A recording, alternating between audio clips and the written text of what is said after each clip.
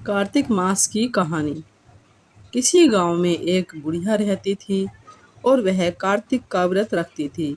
उसका व्रत खोलने के समय भगवान कृष्ण स्वयं आते और खिचड़ी से भरा एक कटोरा रखकर चले जाते। बुढ़िया के पड़ोस में एक औरत रहती थी। वो ये सब देखकर ईर्ष्या करती थी कि बुढ़िया का कोई नहीं है और इसे खाने के लिए खिचड़ी मिल जाती है। एक दिन कार्तिक स्नान के लिए जब बुढ़िया गंगा जी गई, पीछे कृष्ण भगवान उसका खिचड़ी का कटोरा रख गए। पड़ोसन ने जब खिचड़ी का कटोरा देखा, वो उठाकर घर के पिछवाड़े फेंक आई। वह बुढ़िया जब वापस आई तो उसे खिचड़ी का कटोरा नहीं मिला और बुढ़िया भूखी ही रह गई। बुढ़िया बोली, कहाँ गई मेरी खिचड़ी और कहाँ गया मेरा कटोरा।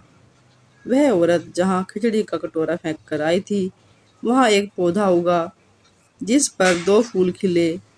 एक बार राजा जब उधर से गुजर रहा था, उसकी नज़र उन फूलों पर पड़ी। राजा उन फूलों को तोड़कर घर ले गया। उसने वे फूल रानी को दिए। उन्हें सूंघने पर रानी गर्भवती हो गई। रानी ने 2 पुत्रों को जन्म दिया।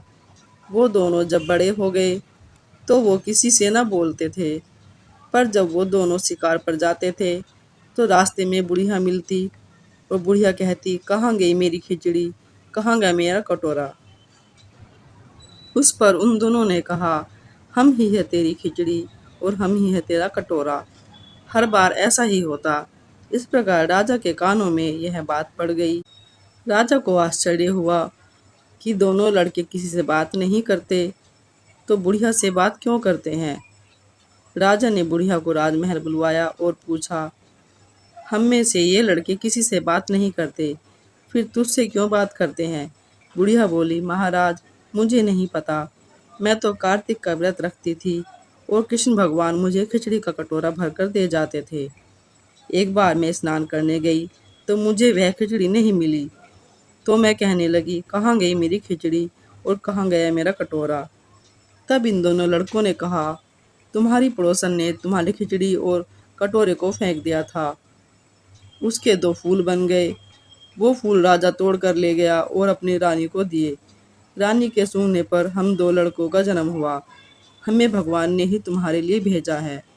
सारी बातें सुनकर राजा ने बुढ़िया को सभी सुविधाओं के साथ महल में ही रहने का आग्रह किया। हे कार्तिक महाराज, जैसे तुमने बुढ़िया की मदद की, ऐसे ही सभी की मदद करना। जय श्री कृष्ण।